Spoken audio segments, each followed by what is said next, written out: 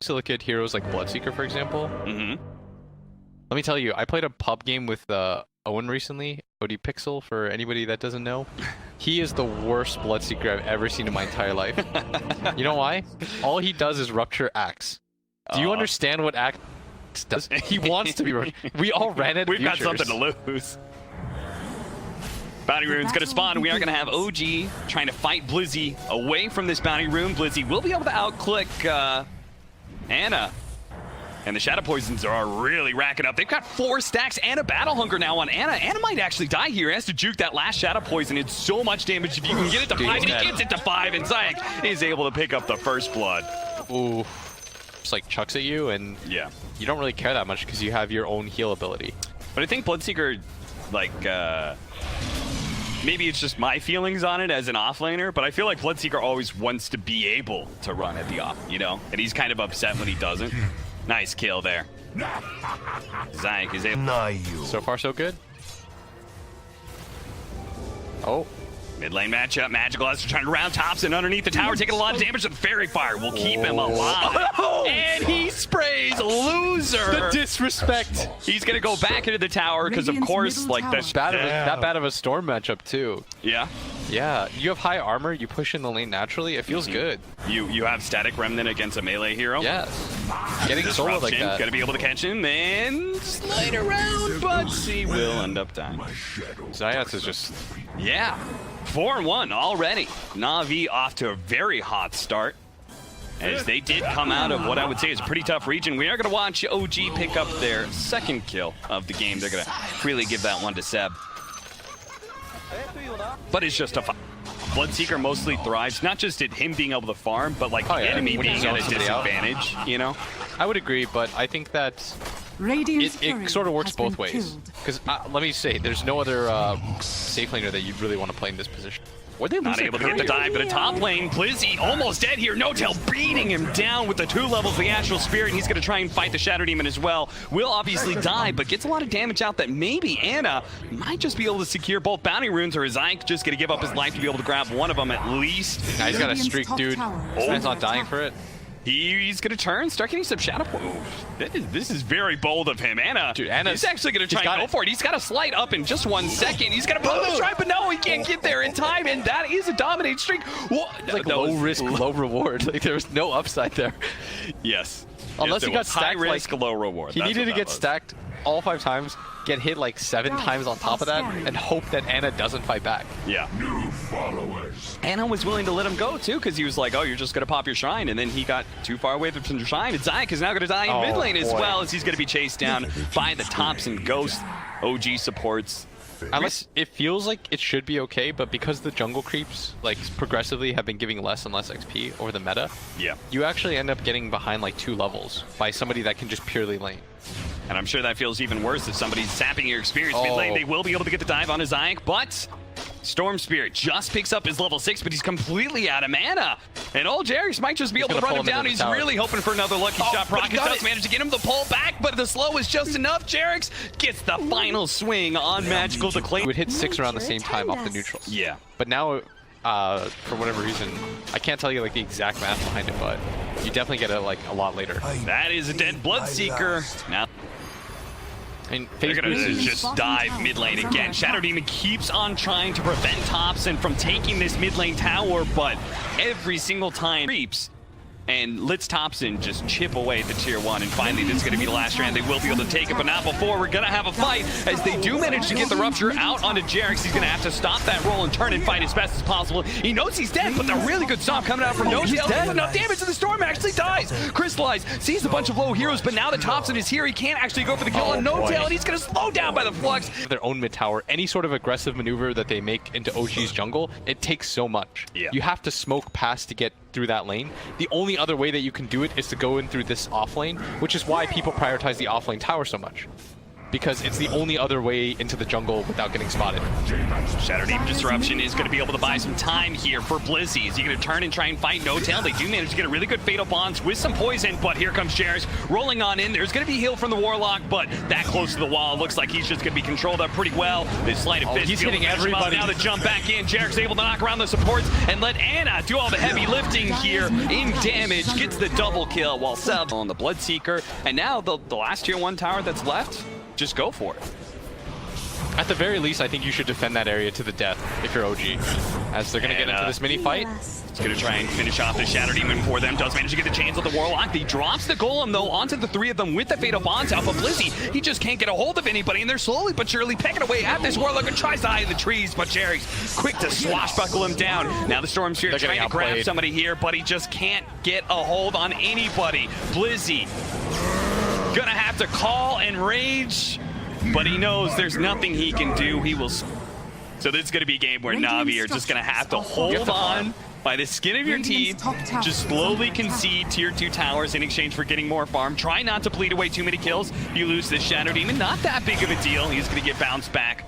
The thing about OG is that I think they love games like this, where they can just take over and run at you. Well, they are going to try and run back, though. They do have the Rupture onto Jairus. That's going to be enough to finish him off. The Storm Sphere doesn't have a ton of mana right now, so with very little information like this one right here, where Navi are going after the 3-man smoke, moving to the opposite side of the map, and they're just, I think they're just hoping they run into Arc Warden, right? Yeah. Like, this is the place to where Arc Warden should be farming.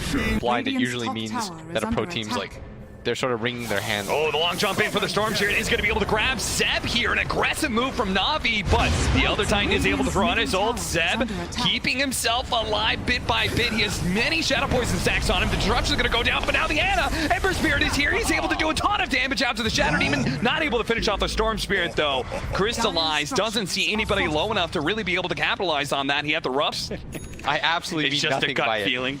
It's not even a gut feeling. I did it to try to impress Scriff. Under attack. I like trying to impress a girl, and I want him to like me. Double damage. He's so cool. Crystallize tries to go for the TP away in a cute little hiding spot, but it doesn't work. He will die. Well, you have to like spend time resetting things. Otherwise, creeps are just hitting your towers. Seb's going to just fearlessly lead the way. He saw what happened last time they tried to go on him, so he's going to find the Bloodseeker, immediately manage to get a Rod of Atos on him. A call goes out, only managed to grab the 2, doesn't grab the Enchantress, and then Enchantress will finish off Crystallize. A jump around for Magical is able to get at least the Pango kill, but it's going to cost Zayak its life unless that disruption TP out. No, he doesn't make it. 2 down. Winter is useless now. And it shows up, 1 swipe, takes the kill, and immediately zips back over to the bottom lane. What a life. 16,000 net worth lead. I like the pointing out the items, because this is something that OG did very well. At TI to jump in, they are almost immediately blowing up Anna. Anna just stumbled into a world of hurt, and there goes his wicked 6 streak, but OG are not going to back down so easily. They're going to keep it going here. Thompson blinking forward with his Tempest double, trying to find an easy kill onto the Shadow Demon. Doesn't actually get it. He's managed to get away. Seb pulled back by Magical, trying to be saved by No Tail. Does manage to get a stomp onto the Bloodseeker at least. He still has his Rupture, so Seb is not going to be able to retreat, but maybe he can actually get the kill and Crystallize. But there's the call from Blizzy, able to save out Crystallize. The real Thompson has committed to kill Crystallize, and now he's been caught. Disruption going down, upheaval, making sure he's going nowhere. And he is certainly going to die twice. That is 5 Navi heroes all surrounding him. He comes back for his second life. They're also low. What happened? Oh, that was a close one. Axe. Appreciate. I love both OG and Navi, because I could easily see Navi in that situation do the exact same play that OG did. Okay, purging out. Anna not going to have the Flame Guard, but he will have the kill. That's once again. Rod of Atos, Magical. They're going to hold him there, but all of a sudden, surprise, he didn't expect 2 more heroes behind Magical. The pull back in into the silence, just beautiful. But knows that he can't really commit too much with Thompson and Seb on the other side of the map. The Tempest double is going to be able to immediately jump onto Zayak, who probably realizes that there may have been some sort of vision there. They're going to have more TPs. Is the Warlock really going to TP into this? This is the right decision. It's an Echo.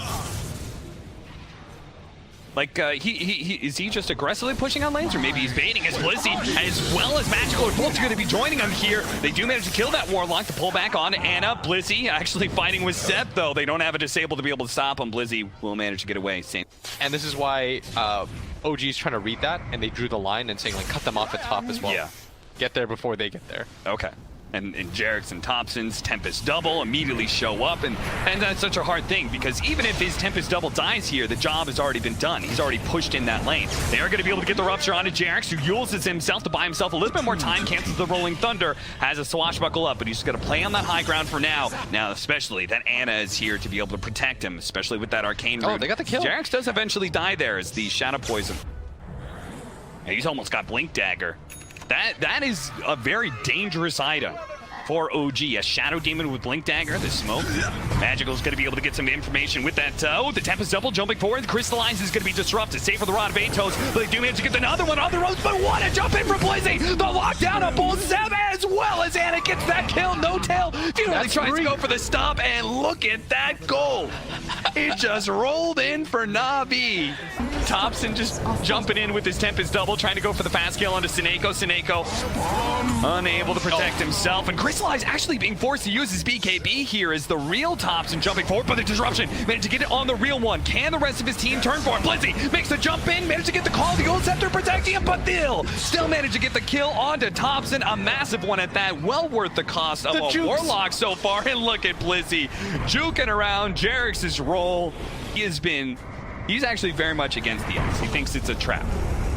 I think it's really good if you're close to 25. That's what I say. Yes. We're on the same mindset.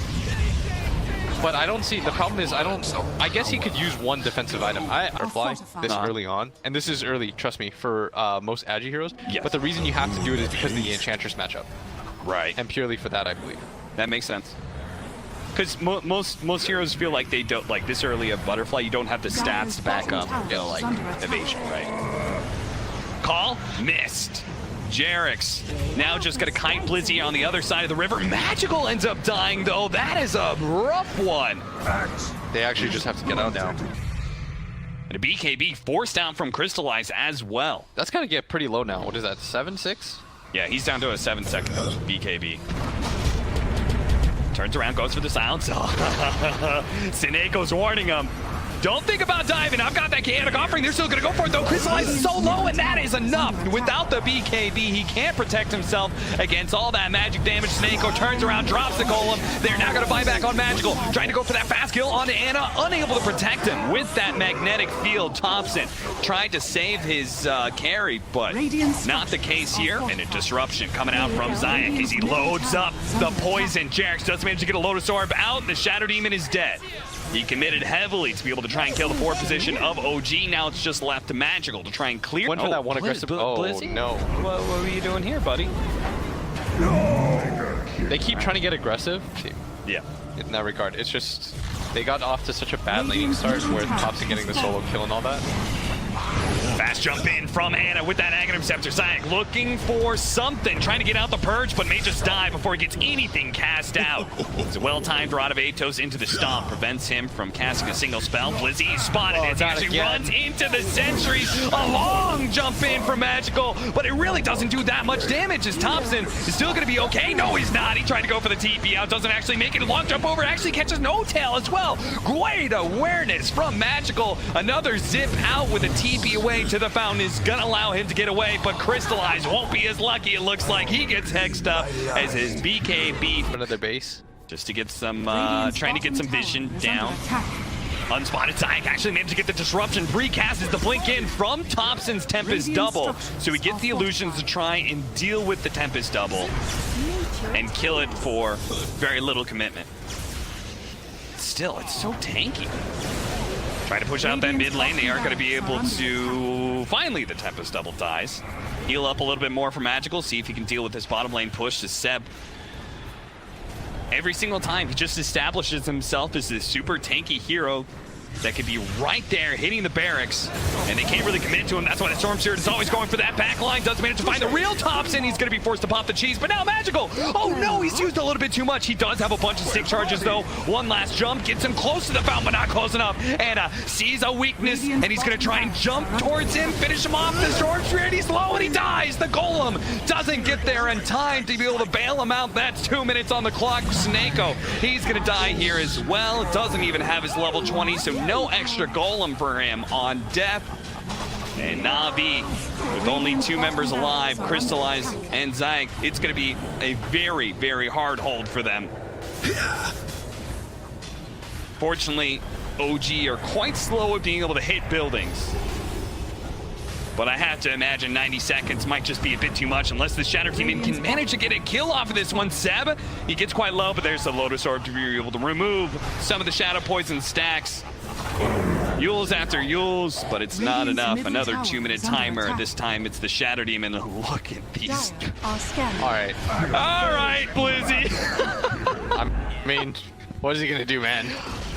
What are you gonna do? And that's where you call it. You don't want to get farmed in the fountain anymore by Thompson, because that's exactly what he's gonna do. He did it before on a Roshan on spawn. This time he's doing it to Navi heroes. And OG, a little bit of a close call there, as they did get a bit overzealous. I'm just gonna be 100% honest with you. That was not that close.